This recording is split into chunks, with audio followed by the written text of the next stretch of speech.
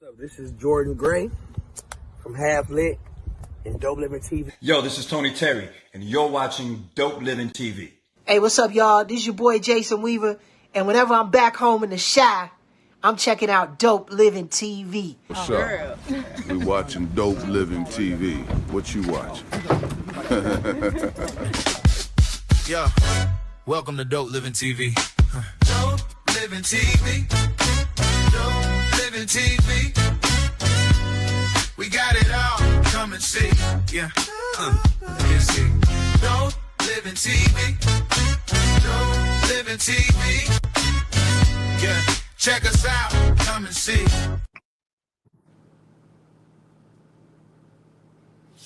Tell you, I wish I could play the whole thing. Okay, what's up, y'all? This is Greg Gray. This is Dope Living TV Live.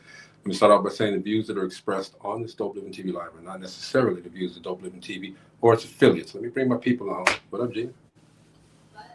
I'm so glad to see our guest on because I truly forgot to send the link. I sent the link. I can do something sometime. Good. You know, what up, Steve? Hey, Gina. Hey. Yeah, man. Okay, look, I want to start off the show. Today is the Relationship Roundtable. Y'all know this, okay? We're going to have a great conversation. There was an event. I prayed on it, y'all. There was an event that was supposed to happen. It's called these Sounds of Gospel, right, Gina? Sound of Gospel, okay. There's been some trepidation on that, okay? And we have the originator, the man who put the show on, okay? Because I heard it's a great show, all right? He's here to answer questions, and we'll give him 5 minutes, okay, to explain what happened. Okay, the show did not go on. A lot of people were disgruntled about tickets, and Reverend William is on here, okay? So what's going on, Mr. Pierce? Not much. I'm glad to be back. Stephen, how you doing, Stephen? Hi. I'm okay. How you doing, Reverend? No, I need a little bit more of that, Stephen. I need the same enthusiasm you had last time I was on. Ain't got it. I still, my enthusiasm ain't gone. I ain't talking. Greg, hey, before we get started, I want to let Greg and Dope Living TV. Hey, I appreciate you all. And any use in the beginning of the show, any views expressed, here, you can't be held accountable for that. But I also want to let you know that the people who are listening, we're not going to hold Dope Living TV accountable, Greg, Gina, any one of those individuals. I'm here to take full responsibility of what happened, and I'll explain that as soon as Greg give me that opportunity. Opportunity is given. No, but ask the question. I mean, I'm waiting for your question. You know what I'm saying? I don't want to just lead it to me. I want you to ask me the question. Might not want me to do that, okay? But we're gonna. Okay, let Gina ask me the question there. Listen, Just tell us what happened with the show. Okay, we had planned to come to Gary, Indiana. Everything was on board until we realized that not to put some of the things out there for the facility, we were not getting a lot of cooperation. Put it out there, man. Put it out. Well, we were not getting a lot of cooperation, and the thing about it, at the point I canceled the show, we had 63 tickets sold. The magnitude of show we have, there's no way we could have done that show in Gary at that point in time. I hear that Gary is a slow, a walk up and everything. However, that was not conducive for me. I made the executive decision to cancel the show, and hopefully by the end of this week, everybody who purchased tickets will have their tickets refunded. And the show was only canceled because of those two entities. Was a lack of cooperation, but ticket sales are very important.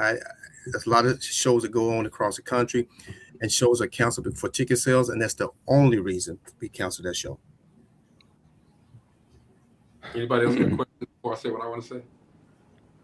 Well, Rev, sometimes when you do shows like that, sometimes you have to take losses at venues. Not all of them, but sometimes. Because those 63 people was looking forward to a show.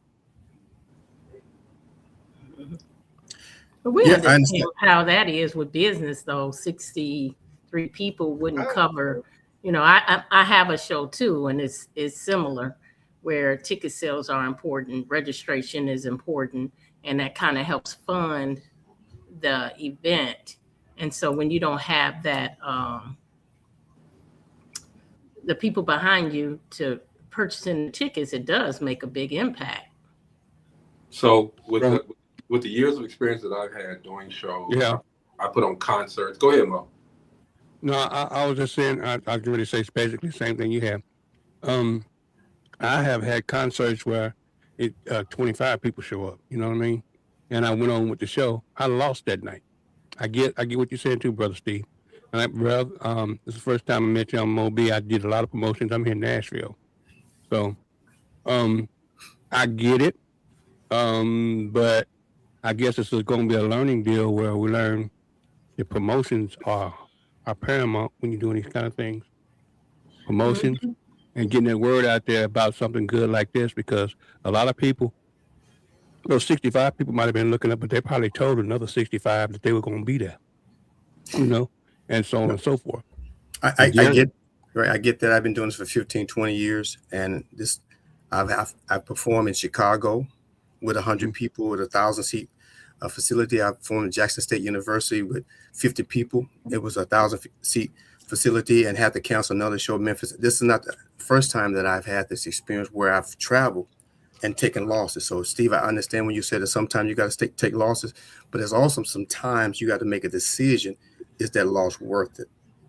And so, that's not a decision. You know, whether you cancel the show or go on with it. Some people are going to be upset. It's going to be losses either way. And the thing about it, and I explained to Greg, I still have to cover the cost of my cast because I have a contract with the cast, whether I cancel the show or not. They still got to be paid. Okay, so here's my little 2 cents. Okay, I've done it plenty of times too, and what I've always done is I paid the venue first. I mean, you know, I took care of the venue, and regardless and I've had shows where I'm expecting 1,000, 200 showed up. I took the loss, okay? But the venue was covered, and those people still came in and saw a great show. My thing here is that I spent 30 years developing 925, Greg Gray, Dope Living Entertainment, DopelivenTV, and this is the first time that there's been questions about it. The very first time there's been questions. Well, you know, if you're putting on something else, why should, you know, if this happened, why should we pay to go something else of yours or Gina's or Mo's or Steve's? Well, and I'm telling them, well, I didn't have anything to do with it, you know, but that's not what they wanted to hear. They paid their money. They didn't get their money back when they thought that they was going to get their money back. So my thing is this: I'm never going to have my brand, my people looked at bad. We build a reputation built on truth, honesty, and integrity.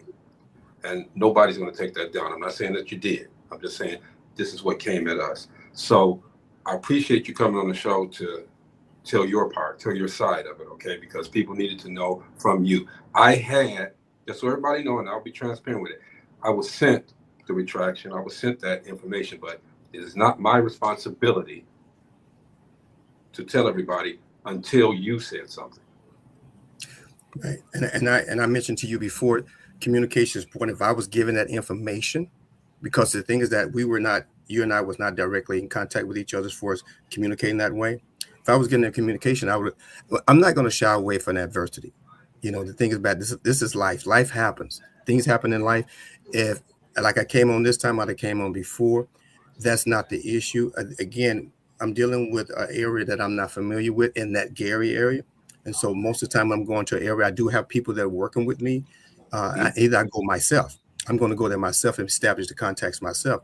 So not pointing blame, because I'm going to take full responsibility of my actions. And so that's why I come on here. The reason I'm here is to remove any thought of blame from you guys. So that's why I'm here. You know, as far as the backlash I get from Council Show, I have to live with that. I know I'm not here to justify canceling the show. I'm here to remove the blame from you guys, because I have to do what I have to do, and I have to live with that. You know, if people are upset with that, I give the funds back. And there's some people I told you the other day, there's a couple of people who travel there I told them I would give them tickets to the next show, and we plan on having in Chicago. Whatever the way I can work it out, I would have to do that. But my objective here today is to do what you said, to move any doubt or blame from you guys. That's the only reason I'm here. And I appreciate you coming through. Anybody else got anything to say? Because I promised him I wasn't going to take too much of his time. No, everything is squared away. All right. It is not squared away. Now let me do what I was getting ready to do. Okay, I'm joking. All right. So, Brother Pierce, we appreciate you coming on the show, man. Man, if you don't get your... Brother Pierce, I appreciate you coming on the show. Is there anything else you'd like to say? No, we're going to move forward. We're going to do what we do. And again, people, they have my information. If someone hasn't received the funds, they will receive it this week. It's a great show, and we hope that this doesn't taint the show. But again, we have to do what we have to do, and we're going to stand by. I'm going to stand by my decision. I appreciate that. And I heard it was a great show. So much success with you, man. And thank you for coming through. Yes, sir. All right. Thank you. All right. All right, yeah, so you all heard the retraction. I mean, it takes a lot for the man to come up and say that, okay? So we appreciate him coming through and saying that. Absolutely. I had the button ready. I thought Geronimo was Views coming. expressed on this Dope Living TV are not necessarily those of Dope Living TV or its affiliates. If you don't like it, get your own show. Now, I was hoping to see Geronimo. Y'all weren't going to see it. Yeah, you know, anyway, Relationship Roundtable is what we're doing tonight, okay? And thank you again. They waiting. Nice. And saying what you said, okay, really appreciate it, okay, Bernardo. Same with you, man. I know we talked all day long. We had a conversation, so let's get it in, y'all, okay? What's going on, Dr. S. Marie? Good evening. How y'all doing? Good evening. Doing real well. I'm liking that hat. Thank you. Thank you. I need one. 7.5. I got you. You like pearls? I got you. 7.5. Brother Banks. Hey, how y'all doing this evening? Brother Banks. Doing what's great going now. on? Good. We're doing great now. Y'all looking like new money. Hey. Whoa. Tell 'em, baby. New money. I can't even do the Bobby no more right now. I'm not even into it right now. Hey, Bobby, how you doing today, my bestie? Oh. What's going on, Bobby? Bobby, I'll do it. Bobby. Yeah. That ain't it. I can't. I'm gonna try to do it again. Bobby! That's more like it. Right. Let them get you down, bro. I mean, I'm sitting here trying to, you know, did I do okay, Gina? You did great. You did great. You did.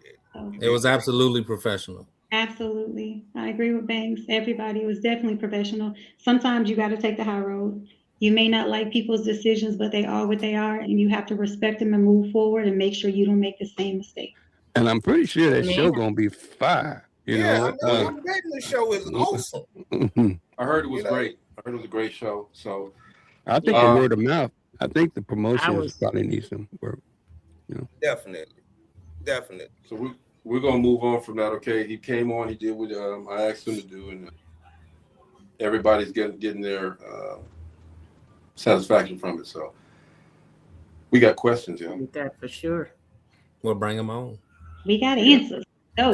But now we got to move into something more serious. Right. We got to help from Gina. Shake it off. Tell them shake it off. Melanin and marriage people are here as they are every week to help us out with these questions. Because if you listen to them though, they cool. They can give you the answer. You listen to me, your relationship is gone. Doomed. Doomed. You said that these are doomed. Just do the opposite of what Greg says, and you'll have a long-lasting life forever. You'll be married to the tomb if you do. If you You'll be married to the moon. Oh my goodness. That's why we got that. We're going to help you with that, Greg. Don't absolutely right. That's why we have melanin in marriage. Come on, Bangs. You're gonna rub off on them. Slap them some of that good mojo. Yeah. I got you. It ain't gonna happen. Let me ask y'all this: can love survive when caregiving replaces romance? Now your person, your special someone, your wife, your husband, you have to care for them now. They had some kind of, like cancer. Now you're a caregiver. Can love survive? Sure it can. It should. True love It's should. better. You said true love. Because true For love is better or grounded by worse. God. True love and true vows are grounded by God. It says sickness and health, not or health. There you have it. No, Felice, she done got shaded up and everything. Don't you do that, mother. Yeah, I think that's one of the things that you should be living for right now. Finding someone that can take care of you if the chips are down. You know what I'm saying? And if you go down health wise, but with that being said, it is hard to channel love because you're actually transforming it into caregiving, and so you're loving in a different way. You're actually turning into a mission of caregiving because there's a level of advocacy that happens, and then there's the daily grind of having to care for them, and so you kind of switch your gears a little bit in that mode. So it is important for you to address those type of conversations and have those type of conversations with your significant other so that you don't lose them in the process of getting well and you don't lose yourself in the process of taking care of them. And don't treat them any different. Treat them normal. You know what I'm saying? And have those conversations of and take some time to compliment because you have to get them used to their new normal. It depends on what level That's so important of caregiving, because you have different levels of caregiving. Because me, myself, like I said, I don't speak on coincidences. I speak on experiences. I've been in that position dealing with this epilepsy. So that right there, what you're saying, that is the life I live. Because at times I need that help. But doesn't it matter? Doesn't it make a difference if the person got sick while you were in that long-term relationship as opposed to it's a new relationship or somebody you just met and then they have all these medical problems? It all depends on you, because if you went into that relationship knowing they had those problems, that meant it didn't bother you. That meant you were down from them from the start. Because guess what? I'm not having these problems after I go into a relationship. What I deal with is coming with me. But it is a test, though. It is a test to the strength of your relationship. Absolutely. Because at the beginning of my relationship, I had COVID. And I almost died. So I was on ventilation for 5 days and came off ventilation for 2.5 months. I was on oxygen. Wow. And so she wasn't my wife then, but hey, after she rolled me through that process, I put a ring on that thing. Hey. You do not look like what you've been through, though, bro. Congratulations. Appreciate it. Dr. S. Marie, you haven't said anything. I've just been listening. I agree with literally everything that everyone has said. I mean, there is a time where you have to shift, and that relationship may shift from romance to caregiving, but you have to do it with intention. You have to be in a relationship knowing that it's purposeful. It's not just about intimacy or whatever. When you make that commitment, it is about sickness and in health. And I agree with Steve wholeheartedly, because I have certain health conditions and sometimes my body shuts down.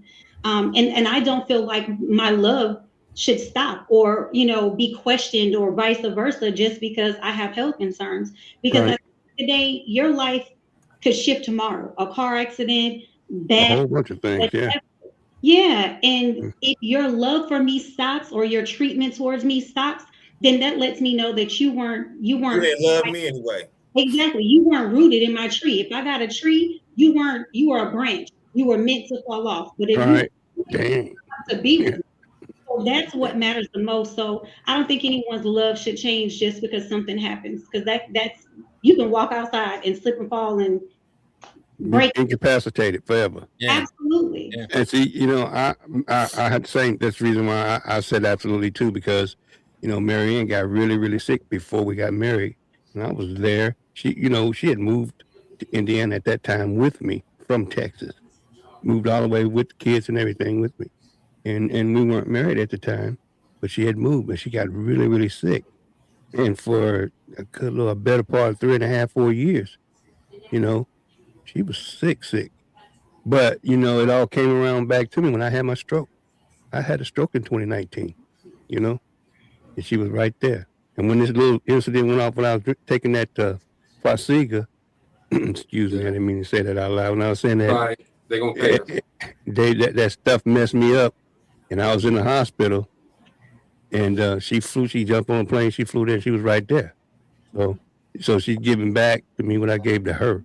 She understands that no matter what, I'm there.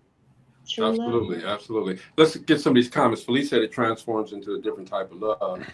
Byron says, I believe in Greg's advice because his relationship advice is like fishing, catch, and release.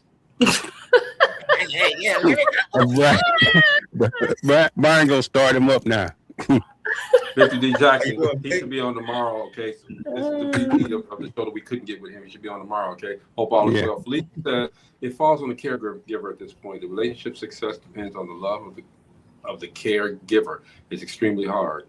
Yes. But see, when it comes to the caregiving in a relationship, long as everybody still works, it's not as caregiving as you think. Right. Long as y'all still can make love and have that intimacy, it's not as much caregiving as you think. Yes, dealing with epilepsy is an everyday thing. When I say every day, it is more than when you see a 4-minute seizure on a person. And that's what people don't understand. It is completely more than that 4 or 5 minute seizure. So it's an everyday thing. I had to transfer a whole bedroom down to the living room because my wife couldn't even walk up the steps. Exactly. So you adapt. You do that. I got soft stuff around me everywhere in my house. Soft stuff. Let's move on. Okay? Because this question, I think I'm gonna catch some flack on this one, so we're gonna do it anyway. That's why you're leaning back in the chair. You already knew you was gonna catch some flack. He dodging the bullet right now. Yeah, he prepared for it. Body bags and bullet point. So he in the shoulder roll position. So you ain't gonna ask that crazy question, start grabbing the back of the head and scratching it. Yeah, I'm gonna tell you in a minute. Hold on for a second. You're at work. You know people call, you know, they got the work wives, work husbands, or work booze, and all of this stuff. But you married, you got a relationship at home, okay? If your partner asked you to switch jobs because of someone at work, would you? Mm-mm. If it made them feel comfortable, yes. Well, Gina, you switch jobs anyway. You know what I'm saying? It's easy for you. Gina, you don't work for nobody. How do you don't make TV? She got You don't work for nobody, Gina. We know your track. We know your track record on the job. Wait. Talk about some. I am the job. You fired. That's what that is. But even if I was working, I would, if that made them feel comfortable, because I feel like in a relationship, if something makes your mate uncomfortable, especially if it's your spouse, you have to, I think changes should be made. Well, I really do. I think changes should be made. The husband, not the job. No, well, not your real husband, your work husband. Oh, you saying quit the work husband? Yeah, quit your work husband. That's all you got. We ain't gonna quit your job. Because that home husband, that under God husband, don't want you even at work with that work husband title. Exactly. Yeah, I feel you, but I'm gonna take that one. Would you? I'm not leaving my job. It depends on what level you are on your job. I hated my job anyway, so. Gina, that made it it's easy. We're not talking about people who are the job. We're not talking about that. Exactly, Mo. Thank you, Mo. Who are the job? You are the job. You got people. Bring your butt over here and sit down. I wasn't always the job, y'all. You're an independent contractor, Gina.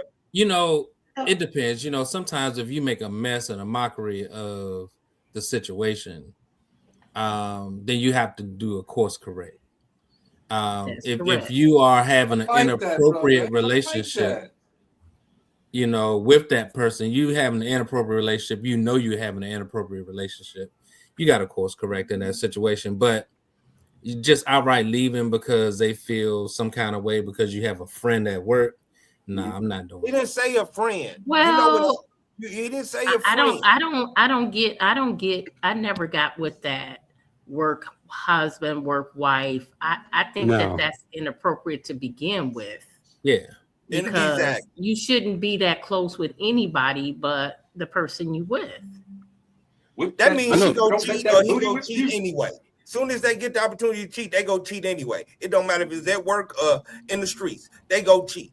Even that you will give somebody that title over your real, husband or wife and allow somebody to have that title, that meant your mind is not sound and founded in that relationship.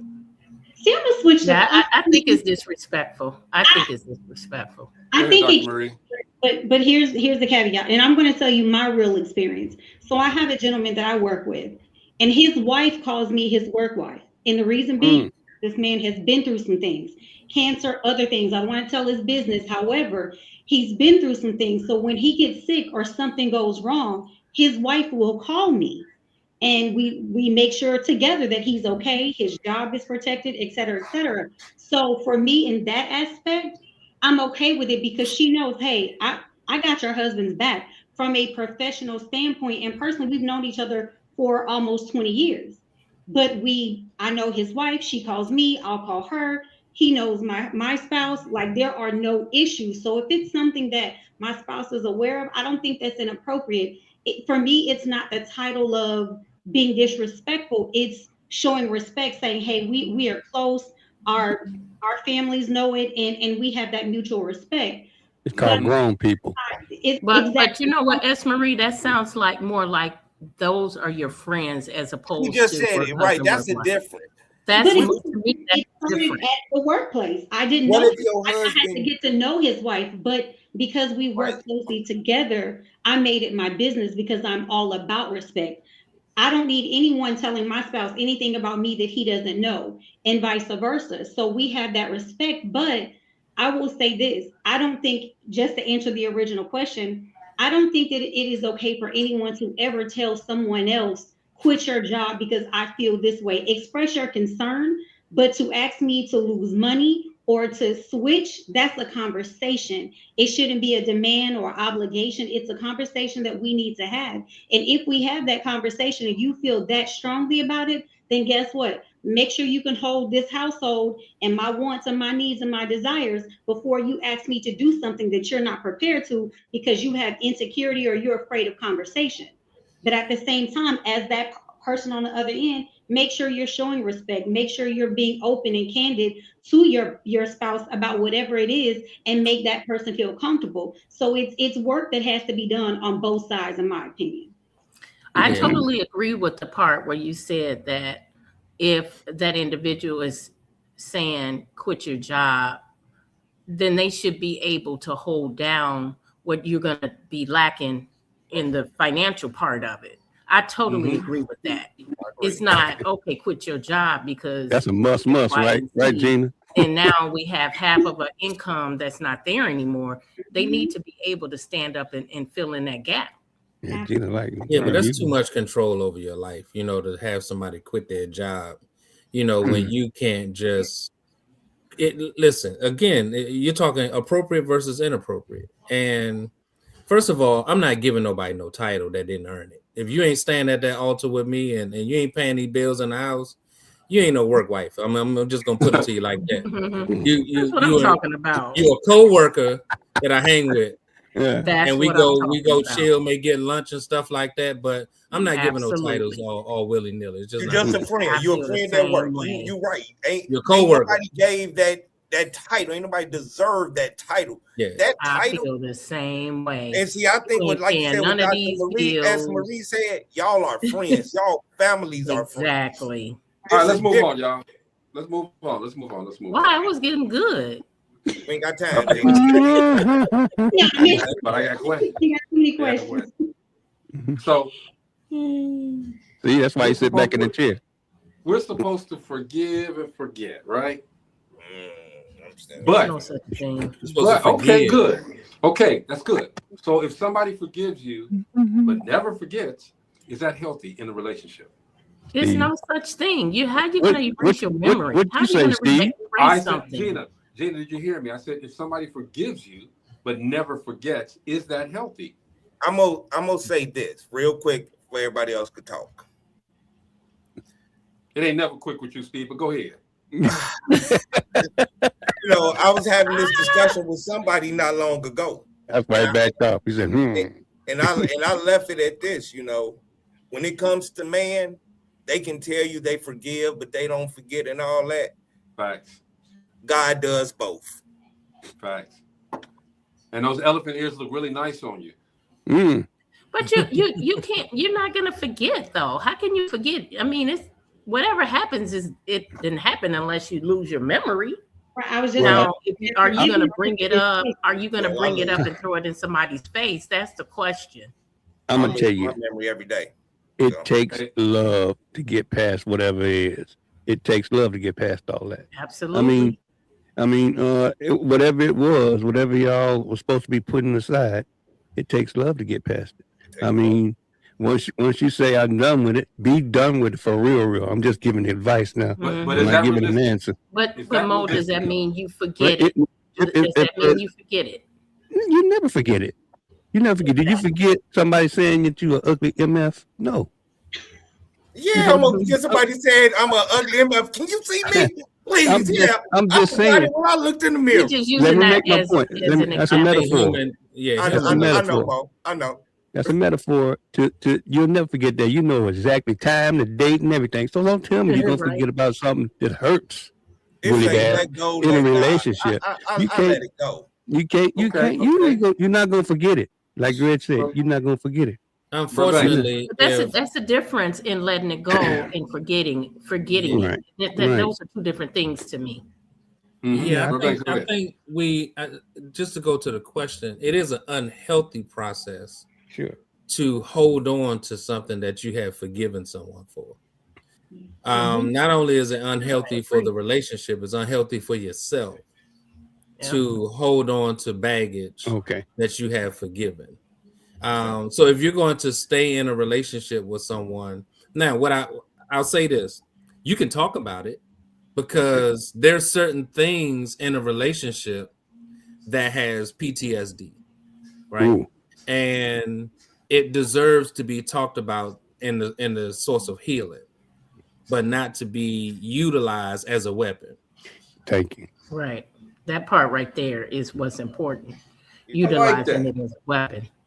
Yeah, I like that. Because a lot of people use it as they weaponize it. Yeah. Dr. Marie? Yeah, because they want to hold that guilt over you, but at the same time, you want to heal.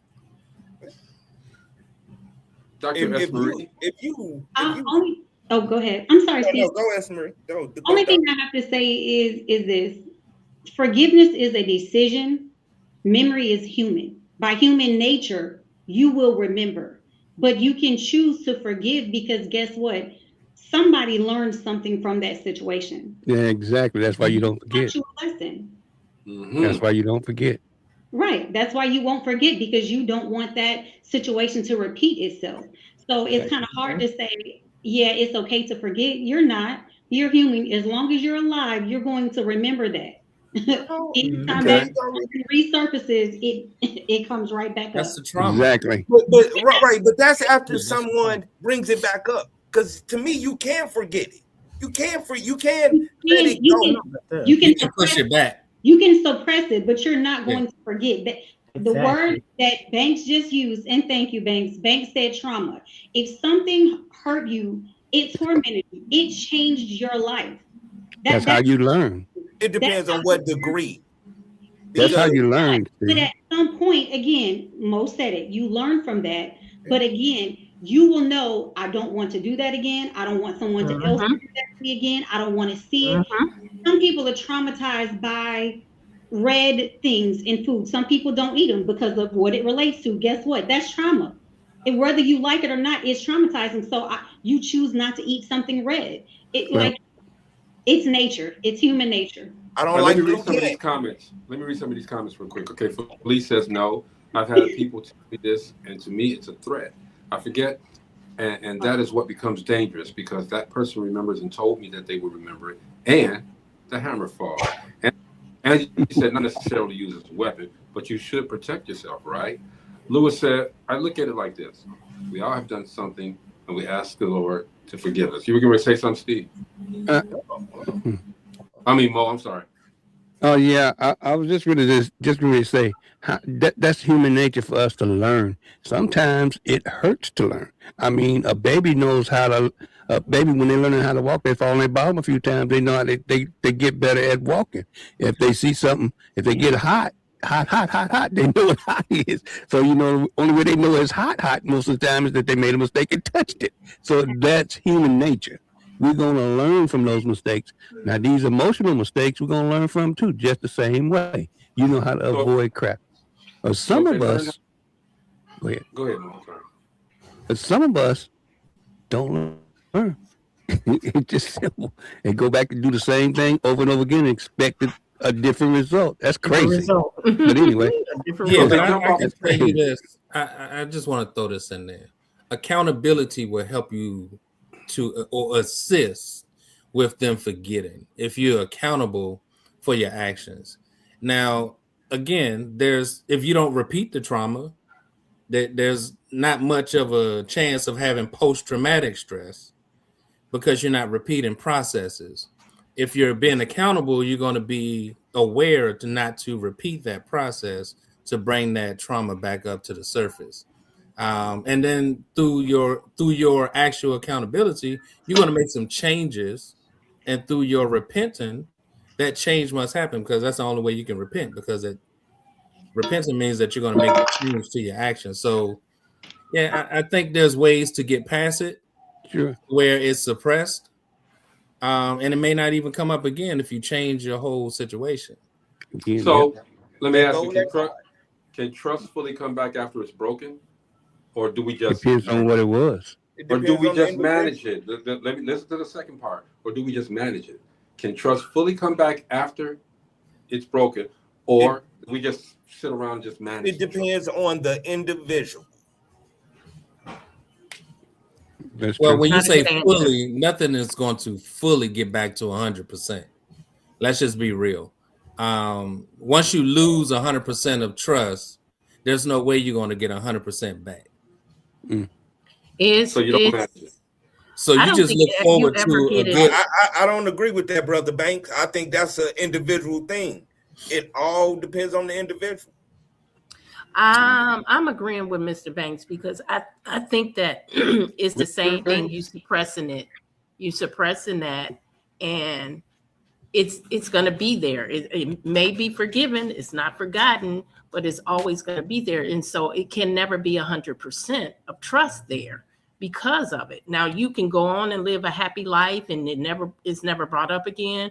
But I think in your subconscious, it's going to be there. Something's going to be brought up then if it's not 100%. Listen, I agree. like Not I necessarily. said, Not necessarily. I believe it can. I believe that trust can come back, but it has to be done in a certain manner. It has to be rebuilt by both parties. It has to be intentional, and the person has to learn to be consistent and be open and honest with that other person, because we've all made mistakes. You mean to tell me that you made a mistake? Even as a kid, you made a mistake, but your parents or a loved one still decided to trust you again, and they may not have held it against you. So people change because of what they show other people. So if I show you consistency, I show you honesty, I show you love, loyalty, respect, then guess what? If you're patient enough with me and you're willing to see what I'm giving you, absolutely trust can be rebuilt. But again, like Steve said, for me, it depends on the person, their maturity level, and what they're being shown. Right. So it It's goes an individual thing, because I don't know. Why can't you follow someone that failed because they found out how to get up? That's the whole thing. We all stumble. So which one of us here are 100%? None of us. I mean, but exactly. No, exactly. That's the only thing I'm saying. So when you look for that 100%, remember that you are not it, and they are not it. Well, yeah, but that has nothing to do with rebuilding that trust. And I ain't saying that. We're human. We're human, and when that trust is broken, I don't think it's fully restored, no matter how long that relationship lasts. And that might be why, hey, you got a work wife. I need you to leave that job. I mean, truly, how many people really know the relationship with 100%? So that chick got to go. Gina, you sound like you done called a couple of jobs, you know what I'm saying, and talk to some supervisors. You know what? I've never had that problem.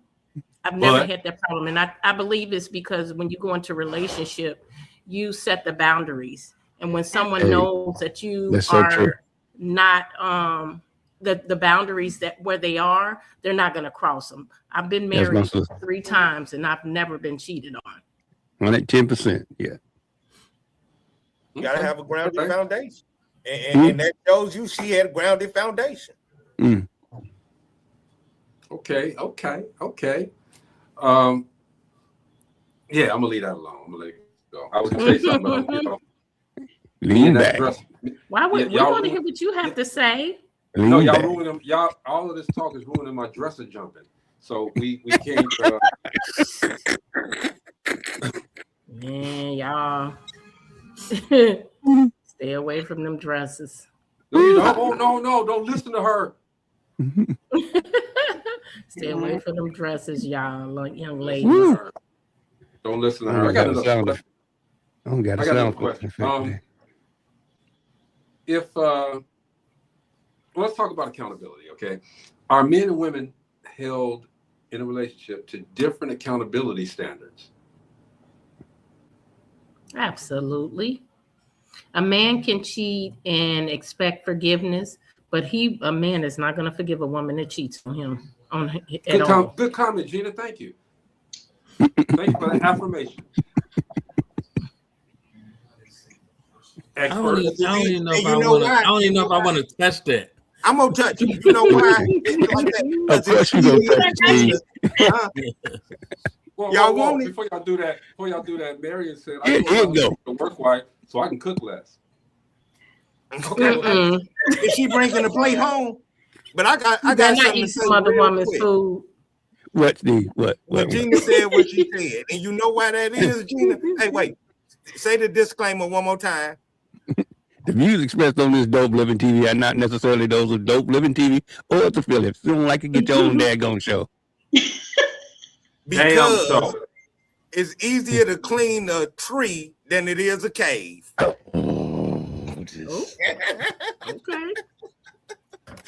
Hey.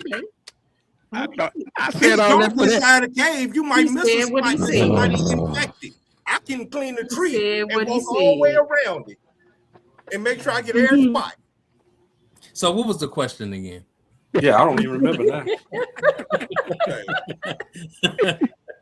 Go in that infected cave. I'm trying to stay partial, but let me see what the question was again. Are men and women held to different accountability standards in relationships? Yes, because most women are not accountable for their actions. They find ways to get out of being accountable for being wrong because they don't. You can start a war, man. I know that's why I didn't want. I didn't want to go down this road, but I knew it was going to be a bad one. But find me 10 women that in your group, in your circle, that really step out there and be accountable. Dirty trees have what? Hey, Brother Banks, good question. All of the women that are commenting, that's half of them right there, Gina and Dr. S. Marie, all of them are accountable. I'm getting myself out of this right now. See? Okay, so I'm gonna answer. I know women in my circle. I can name 10. So when you say that, I can name 10 right now if you really want to hear. He gonna do LL Cool J's. No, I ain't gotta do LL Cool J. Greg, you know my family. You know my sisters. I ain't gonna say my family because you know some of them ain't accountable for That's what I'm saying. So you can't even give me 10. I got 10. The 10 closest to me are accountable women. I mean, you know, to be honest, Caldwell, you going in, girl? She said, "I admit to my cheating." Go ahead, girl. Go ahead, brother. Man. I'm sorry. Hold on. You see the last name on that, right? Person. So I'll give it to you like this on the. So she cheating on you? You said that's your sister, dude. That's my sister. Man. That's your sister. Stop. So I give it to you like this: society has given men a pass when it comes to infidelity, and so therefore they're a little lenient on being accountable for their actions. Hold up, bro. Hold on. Society don't look at women. They don't look at. I'm just giving it. Society ain't gave them nothing. Well, I'm just giving it to you like. Well, I mean, let's just be honest. Is it almost? You're getting in trouble, bro, Banks. No. Society ain't gave a man nothing for cheating, man. And I'm always on your side. So are you? No, listen. Are you saying they hear him out judge? because he's making a good point. If you listen, just listen to him. He's making a good point. So men have been given a pass for infidelity throughout time, right? But then women, they call them scarlets, whores, you know, all kind of things, and they outcast them even in their local societies and things of that nature. So they treat them differently when it comes to certain things. So it makes it a little bit more difficult for them to be accountable because there's a lot of scars behind being held accountable sometimes for your wrong. So we're treated differently in society when it comes to wrong. Did you talk to your sister? Damn. That's why this Dope Living TV are not necessarily those of Dope Living TV or its affiliates. No, she didn't got us put a disclaimer out here, boy. A cheating man will be overlooked and a cheating woman will be name called. Okay, of course, but she can get us canceled. Go ahead. Dr. Marie, what do you say? I have a lot to say, but I'll keep it simple. Okay. First of all, Miss Marion Banks Cardwell, show out, please. Listen, what she just said is the same thing her brother said, just differently. We aren't held to the same. Men can get away with things that women can't without being judged, disrespected, or called out. The problem, though, society thinks that's okay because you allow them to think that that's okay. Me personally, I'm not a cheater, but if I did, that's my business. I could care less what you think because I'm just that chick. I just don't care. Your opinion is like an a-hole. Everybody has one. Doesn't mean I have to adhere to it. However, I think because of society and because it's become the norm, because back in the day, men took care of the household and they had 2 and 3 families, and as long as they did what they needed to do at home, everything was fine. People seem to think that that's okay.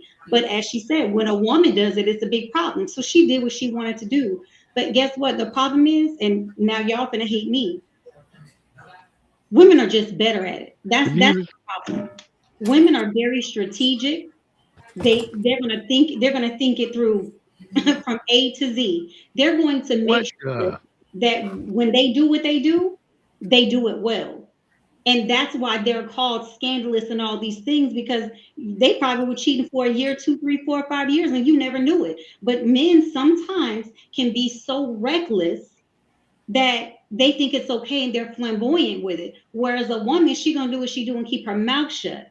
And that's why we're always called these different names. Is honestly, that's the sexism of it, because y'all can't handle the truth and you don't know when things are coming back on you. No, y'all called that because y'all get caught. That's why y'all called that. Wait. What do you call when you get caught? A dog, a pimp, whoremonger. They get high fives. At the end of the day, it's wrong because you're not being held accountable for your actions. I don't cheat. Well, okay, that's cool. I don't cheat, so I never. But I'm not saying everybody. So just hear me out. This is Shanique. I'm just saying everybody is not this way, but for those that are, that is the situation. It's just that simple. It's not an even playing field for men and women.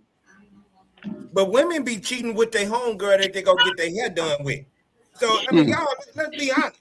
What? Your sister funny. Women be cheating with the woman that they go shopping with. We talking about today. We ain't talking about before. Y'all I'm gonna gonna start this all over again. Hold on. Let's be honest. Greg, going in left field right now. I mean, No, I ain't. I'm telling right here. Let me tell you something. I don't condone cheating, but see, this is why men can't stand some women. I love it. She said, "Yes, ma'am. I never got caught. I was the best at it." Because women are strategic about what they do. Now, again, I'm not condoning cheating at all or lack of accountability, but guess what? They own it. Women will own it, where a man is going to lie and think of everything under the sun. Some until they in the bed and on their deathbed, they'll take it to the grave. 100. Yes, I did. Let me tell you why. I did it on this day. This day you were here. I told you I was here. This was 6 years ago, and you had this on and that. They're going to give you the business. It's strategic, but you did something to a woman to make her do this. Unless just that type of woman, you put her through something to make her cheat. It's just not a natural action, and if it is, she's going to tell you that up front. Men don't. No. All women ain't just going to tell you, "Oh, I'm a cheater." I'm sorry, Dr. Esther Marie, you got some cheating ass women out there, and they ain't finna tell you when you call them, "I hope you know I cheat." No, again, everybody. Disclaimer. No, some views expressed on this Dope Living TV are not necessarily those of Dope Living TV or its affiliates. What is wrong with your sister, man? Look at this. Hey, I am 100% cheater, and they don't believe me. This makes it easy to cheat. Listen, but again, Mary, we love you. We love you. If you tell me you a cheater, that means we ain't finna be in a relationship, and we just finna be having sex. Cat buddies, and that's fine. That's a decision that you have to make. Now you got to be accountable for your actions. She's accountable for hers. But again, I'm not condoning. But if we're having this conversation, the standards are still the same. Original question, accountability is not the same. Right. One gets scarred and chastised, and the other one gets high fives, like she said, high fives, and you to go, you that dude. It's not equal. But you did say something in there. She's right.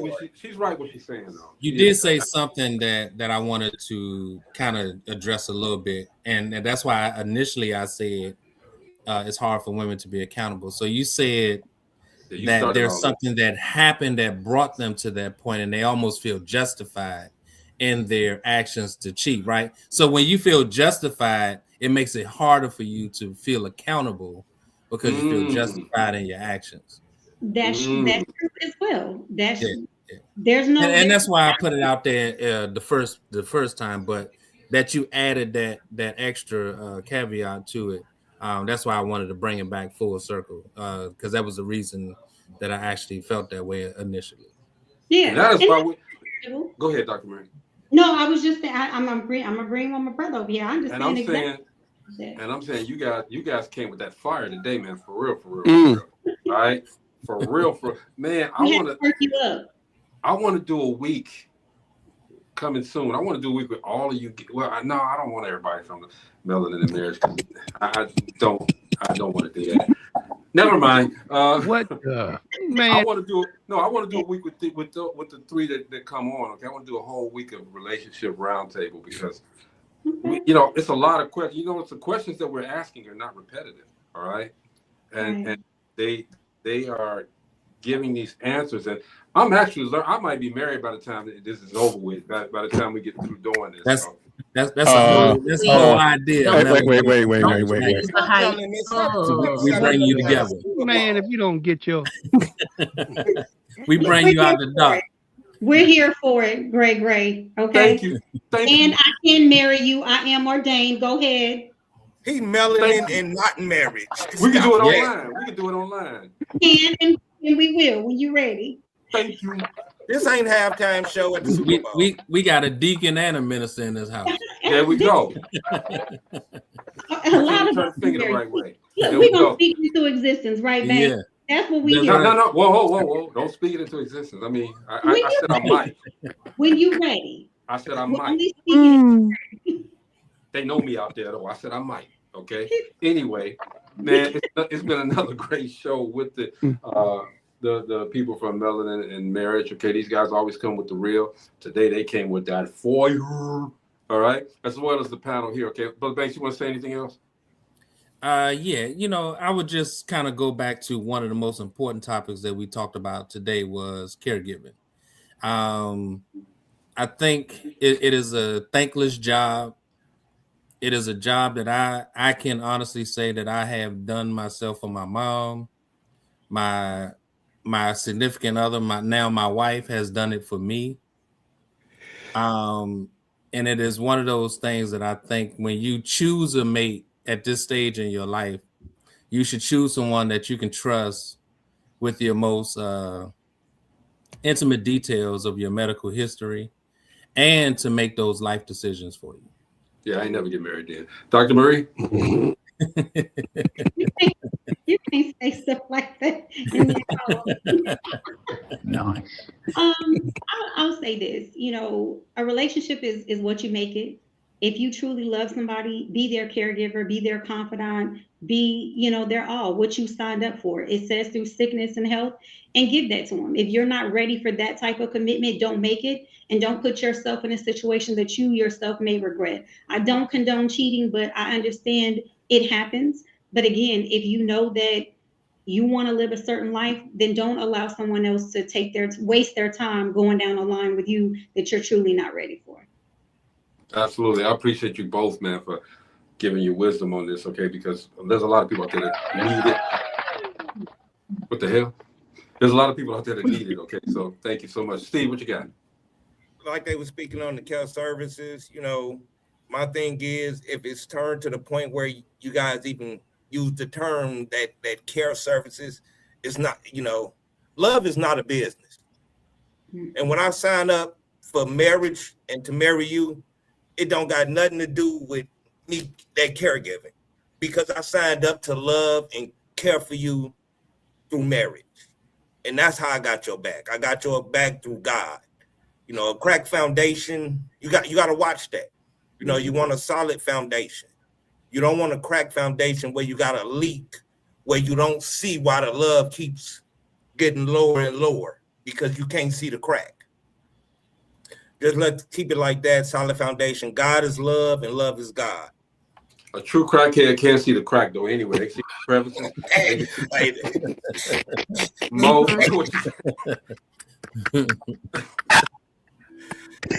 what the heck? Anyway, like we all grown folk, like I said earlier. This deal, as far as until death do us part, sickness and health, I took it literally, and that's the way I took my vows. That's why I look for that person that I want to be, that I would trust with those things, and that's literally down to your life, So again, when you're looking for that someone, or when you find that someone, I'm not gonna say looking for that someone. When you find that someone, and y'all have them conversations, those are the things you're kind of looking for when listening for rather, when you're having those full for real conversation as adults.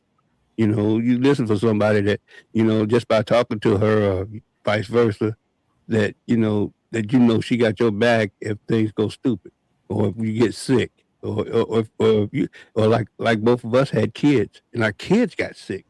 So when you're taking care of kids, you find out that their kids had asthma or some special needs or whatever, it's a whole bunch of things that go up with that communication thing. So it's not just you and her. It's you and what she might have bought with her. So, good comment, Gina. Well, I consider love and marriage as a business. I mean, not in the sense where it's money making, but it better make some money. An investment. It's an investment, and when you invest, I mean, it's a business. You have to look at everything that comes along with it, and so everything that we talk about is based on our experiences. and what we're willing to put up with, what we're not willing to put up with. And so you have to figure that out. What do you want to tolerate? Because I always say relationships are what things you want to tolerate. What is it that you could deal with forever and ever and a day? So you have to look at that and say, is this something I can continue on with 10, 15, 20, 30, 40, 50 years and know that you're okay with it? So yes, it is a business and you're investing in a person. Okay, man, it's been a great, this is, like I said, y'all came with the fire, okay? This is the same thing we're going to be doing at the Relationship Roundtable Live, okay? It's going to be on the 21st of March at the Loft the Deek Ultra Lounge in Gary, Indiana. We're going to start the first leg of that, all right? We're going to be doing it monthly. We're going to be going to Dallas. We're going to be going to Atlanta. We're going to be going to Los Angeles, I think DC. We're going to be going everywhere doing these relationship roundtable conversations, okay? Come with us, y'all. Come on with us. Y'all come through and hang out with us, and it's going to be a good time. It's going to be conversations like this because I'm going to make sure, I'm going to start to try to grab Brother Banks and Dr. S. Marie to come through these two wherever we're at, okay? So Saturday, March the 21st will be the first one. We're going to start it off at the hometown, Gary, Indiana. This is where most of it, well, actually, everybody that's on the show, Dope Living is from. So why not start it there, all right? Also, don't forget, right now the Distinguished Authors Guild is taking submissions for authors and their books. So submit your published book to review for the Distinguished Authors Guild Award Show, all right? It's going to be fantastic. I need to get out there and do that, all right? As usual. Marion, yeah, you need to be there. Man, get your sister need to be there. He said, get your sister. Get her. Where those go? Man, I believe in love. I believe in the relationships. I believe in all of that. Okay. So listen to them. Don't listen to me because I got 5 or 6 dressers. Wait to be jumped off of, okay? I do. Okay, tomorrow, man. Yes. What's wrong, Dr. S. Marie, huh? Yes, he did. Yes, he did. To be jumped off of. I just wanted to make sure that I heard what I thought I heard. Yeah. No more deserted fans, okay? It's Dressers, not dresses. Not just Dressers, yeah. Oh, Yeah. you thought I said dresses? I'm gonna leave it alone. That is hilarious. I'm gonna leave it He alone. said, wait, say that again. My fella said, no, you don't. Dressers. Understand what I'm He talking said, say that about. again. Wait, what he just say? Understood. Tomorrow. He got 5 dressers that he can jump off of. So they can jump off. Bro Banks, we ain't seeing eye to eye right now. You're doing too much right now, bro. Yeah. All right. Anyway, tomorrow, Victor Jackson will be on tomorrow talking about what he didn't talk about last week. Okay, we're gonna make sure it happens now. And Wednesday, we're gonna have another show. Okay, this is Dope Living TV Live. We will see you guys tomorrow. All right. Peace. Peace. So this is Jordan Gray from Half Lit and Dope Living TV. Yo, this is Tony. Whether in the house or outside, you know that we gon' do it. Make a wrong decision, turn around and still get through it. When you say the name, you know it's us and what we doing. So turn it on and let the bass get booming. Hey, yeah. Dope Living TV, Dope Living TV, Dope Living TV, Dope Living TV, yeah. We got it all. Come and see, yeah.